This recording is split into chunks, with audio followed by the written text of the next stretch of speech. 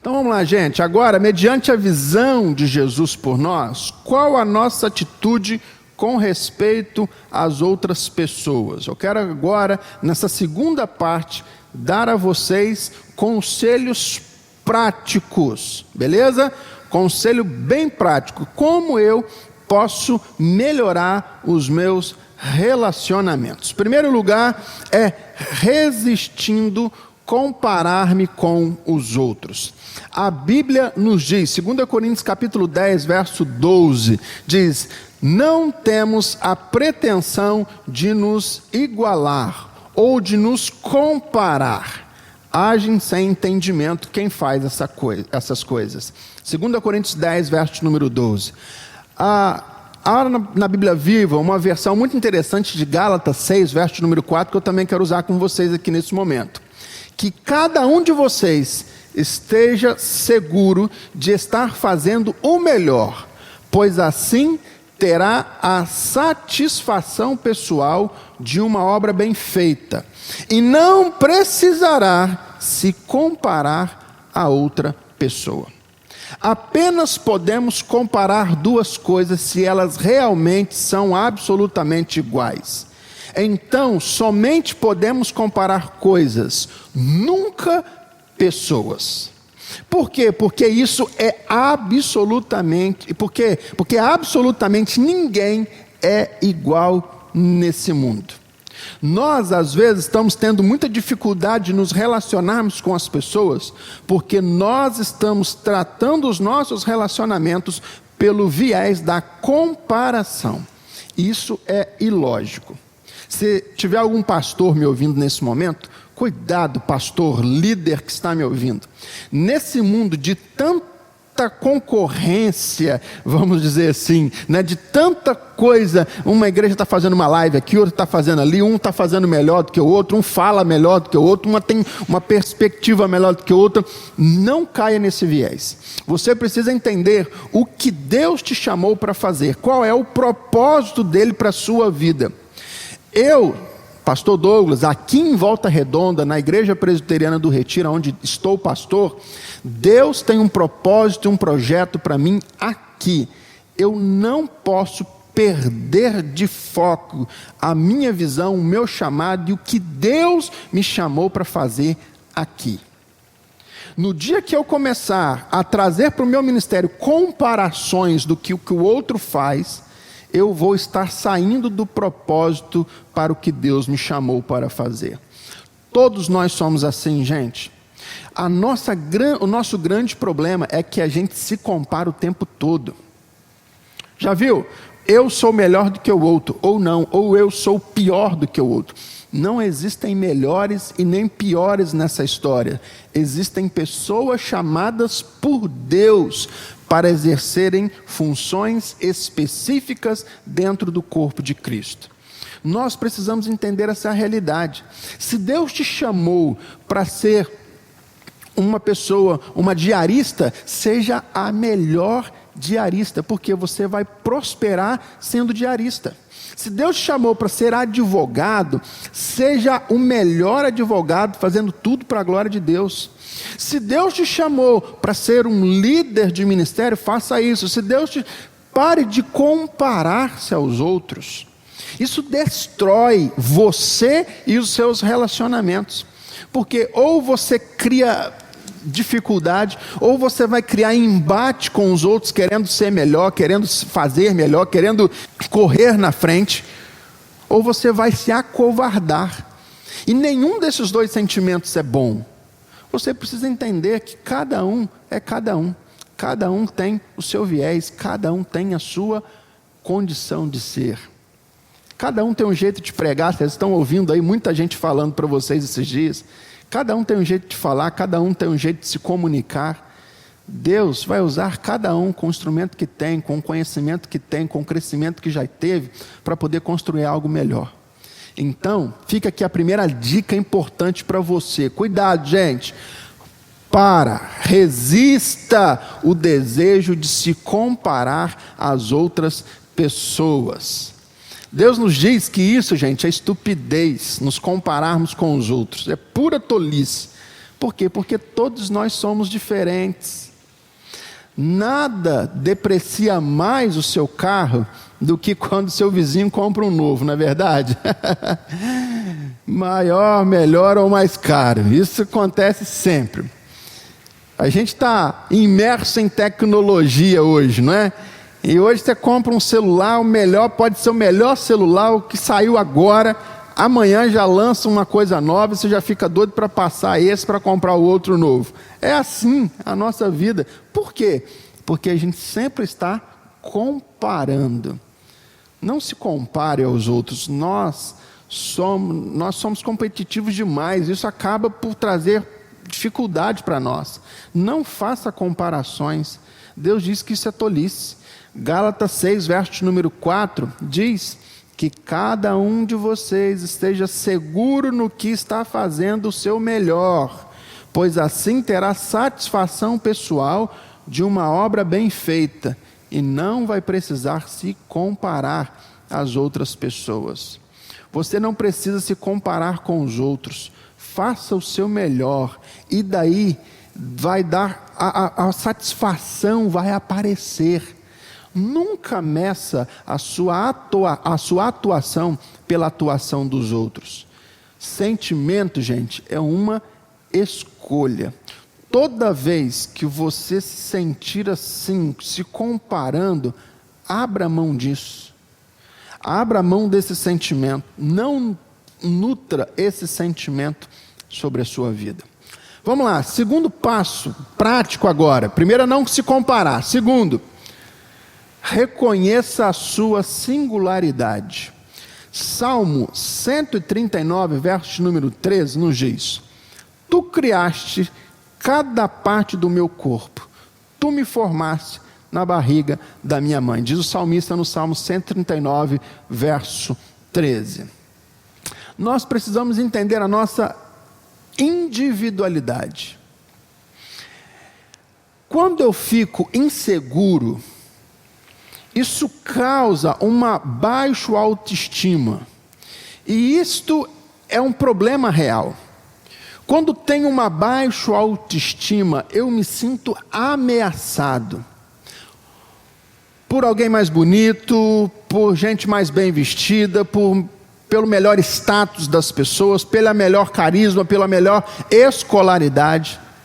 Mas Deus está dizendo, não faça isso. Reconheça que você é uma pessoa única. Deus não fez ninguém igual a você. Mesmo que você tenha um irmão gêmeo, você é uma pessoa totalmente diferente. Você é uma outra pessoa. Com os meus filhos dentro de casa eu percebo muito isso. Ainda mais nessa quarentena agora que a gente está bem recluso dentro de casa. Como Luísa e Bernardo são diferentes no gênero, do jeito. O Bernardo é um jeito totalmente diferente da Luísa, que é a minha segunda filha. O Bernardo é meu primogênito e a Luísa é a rapinha do tacho, né? Que já fechou a fábrica lá em casa. Não tem mais neném lá não.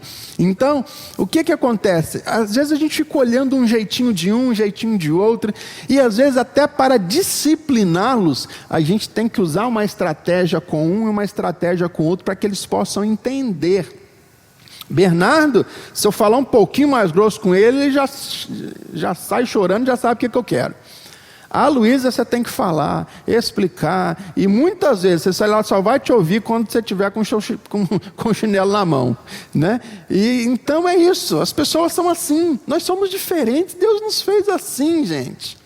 Agora, quando nós não entendemos a nossa singularidade, a gente começa a trazer muito prejuízo. Entra baixo autoestima no nosso coração e a gente começa a lidar com insegurança.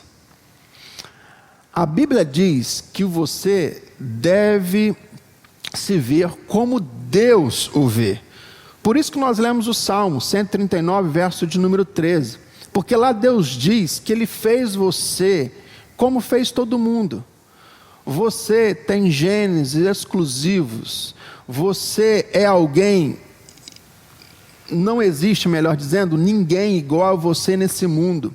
Não existe ninguém com detalhes que você tem. Então você é uma pessoa única. Reconheça a sua singularidade. Deus diz: eu não fiz apenas você singular, mas eu lhe dei um estilo de vida próprio. Reconheça a sua singularidade. Entenda, você é bom em poucas coisas, você é ruim em muitas coisas. Assim como você tem essas dificuldades, eu também tenho. Não importa muito em quem você não importa muito em o que você não é bom. O que conta é que Deus fez você para ser bom em alguma coisa. Reconheça que você é único. Você não precisa invejar ninguém. Você deve ser apenas tudo o que Deus quis que você fosse. Quando nós entendemos a nossa singularidade, nosso relacionamento com as pessoas se torna melhor. Nós vamos entender que Deus nos fez pessoas únicas, com sentimentos únicos, com desejos únicos, com um jeito de ver o mundo único. Nós precisamos entender a nossa singularidade e também entender a do outro. Assim como Deus nos fez com coisas boas e ruins, Deus também fez o outro. Então, nós precisamos entender e enxergar as pessoas de maneira diferente. Então, vamos lá. Terceira lição. A gente precisa entender, a gente vai construir bons relacionamentos nos alegrando com o que nós temos. Isso é muito importante. Eclesiastes 6, verso 9, na tradução, na nova linguagem de hoje, diz assim: é muito melhor ficar satisfeito com o que se tem do que estar sempre querendo mais.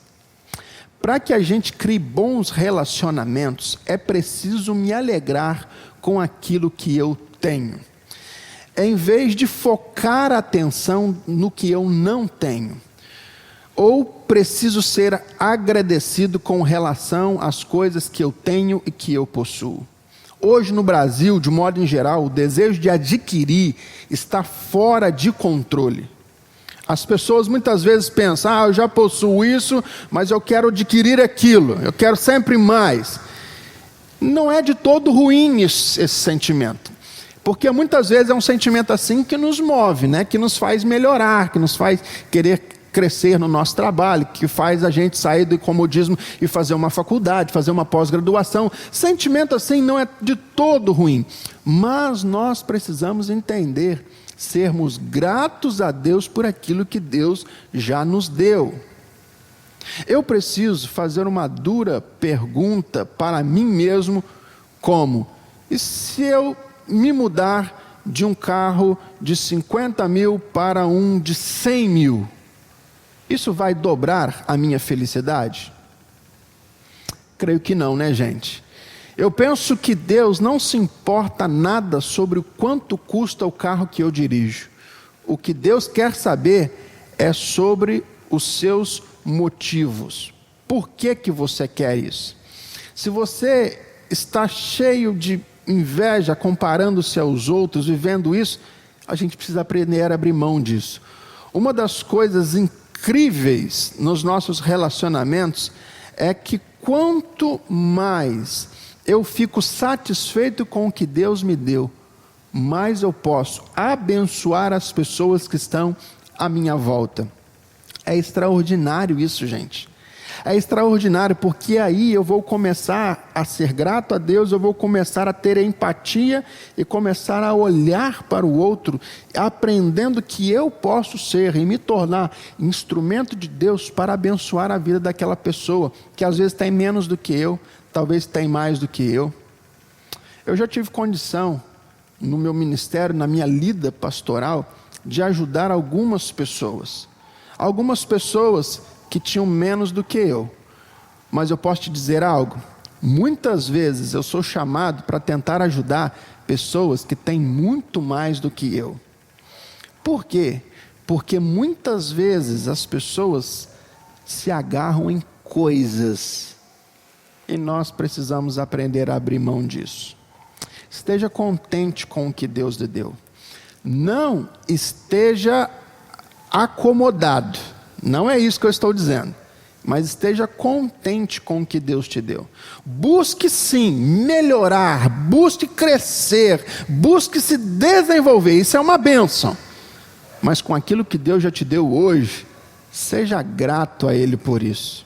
Seja grato pela vida dos seus pais, do seu pastor, da sua igreja, do seu emprego, dos seus filhos, da sua esposa. Seja grato a Deus.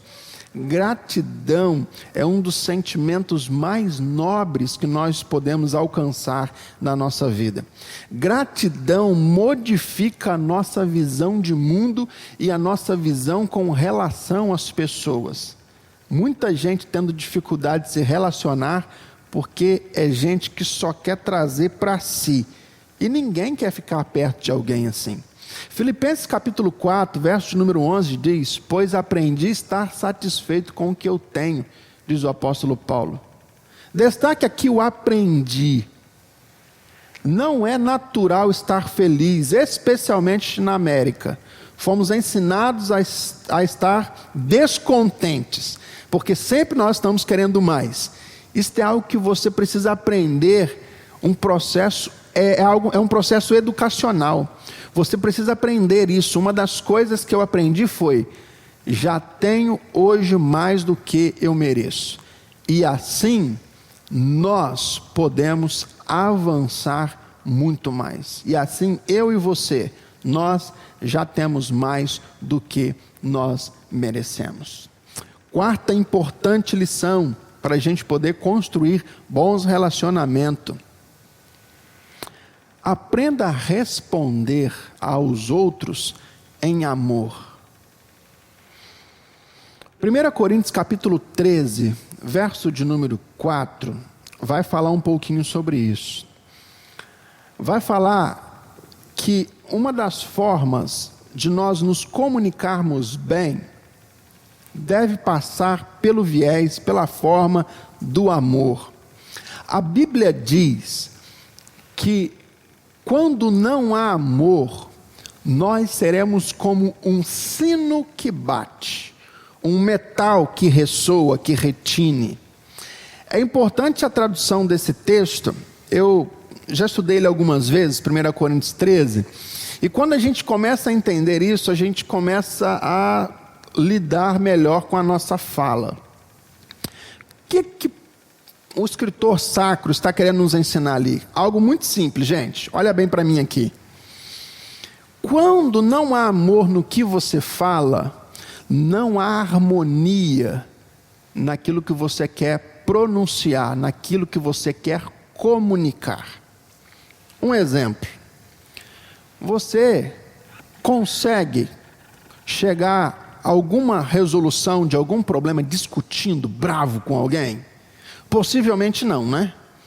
Possivelmente você vai encontrar muita dificuldade quando você está ali na briga, no calor das emoções. A gente não consegue entender nada. É igual lá em casa. Quando Priscila e eu, nós estamos conversando e a coisa está um pouco acalorada para nós dois, ela fala uma coisa de lá, eu retruco de cá, e ela fala, e fica naquela guerra.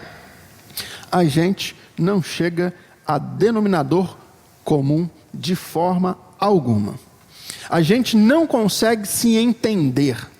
E às vezes, no início do casamento, né, a gente apanhava muito com isso.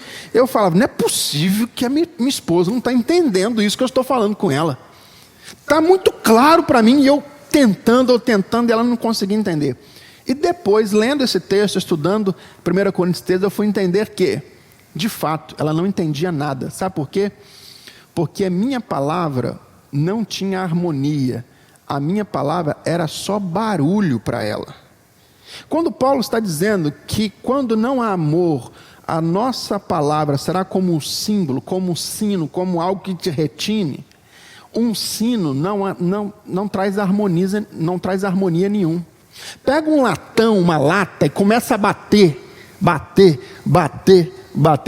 As pessoas vão ouvir um barulho, mas nada será comunicado através daquilo. Diferente de um teclado, de um violão, aonde você coloca notas e também faz barulho, mas as notas bem ajustadas trazem harmonia para dentro de um enredo, trazem som para dentro de uma música, alivia, anima, acalenta, emociona. Por quê? Os dois estão fazendo barulho, só que um está sendo tocado e o outro só está sendo batido. O que Paulo está colocando para nós aqui é que a gente precisa aprender a se comunicar tendo como viés, como filtro, o amor. Porque se a gente não aprender a se comunicar através do amor, a gente vai fazer muito barulho, mas ninguém vai entender nada do que a gente está falando. O amor, quando nós não temos o amor, Paulo diz, é como um sino que retine. A gente só ouve o barulho, não há comunicação. Às vezes você está tendo muita dificuldade de se comunicar com as pessoas que estão à sua volta, talvez até dentro da sua casa com o seu cônjuge. Por quê? Porque você fala e só sai barulho. Você não está conseguindo se comunicar. Por quê? Porque não tem amor nas suas palavras. Por isso, voltando lá no início, a gente não consegue resolver nada discutindo e gritando. A gente não consegue resolver nada num ambiente como esse. Um vai sair chateado para lá e o outro vai sair chateado para cá. Mas quando há amor, nós conseguimos sentar, ouvir e também nos expressar. Aprenda a responder os outros em amor. Isso é extraordinário para as nossas vidas. Espero que o nosso momento aqui tenha sido proveitoso para você. Que Deus te abençoe para que você construa grandes relacionamentos. Jesus te vê de maneira muito especial. Aprenda a ver também as pessoas que estão em sua volta de maneira igualmente especial. Deus quer ajudar você a se relacionar bem com as pessoas que estão à sua volta. Aplique esses princípios práticos e simples. Talvez eu não ensinei nada diferente daquilo que você já sabia. Só aprenda a colocar isso em prática. Deus vai te ajudar nesta missão. Vamos orar? Pai, eu oro pela vida desses meus irmãos e irmãs que estão ao alcance da minha voz, me assistindo nesse momento. Que o Senhor os abençoe, para que eles construam grandes relacionamentos. Abençoe, ó Deus, em nome de Jesus, nessa árdua missão, que é nos comunicarmos. Nos ajude a fazermos isso em amor. Nos ajude a abrir mão e sermos agradecidos ao Senhor, por tudo aquilo que o Senhor tem feito por nós. Abençoe a vida dos meus irmãos. Eu oro assim, em o nome de Jesus. Amém e amém. Deus abençoe, gente. Semana Apacentar 2020. Tenho certeza que está sendo e continuará a ser uma bênção para a sua vida e para a sua família. Até uma próxima. Deus abençoe.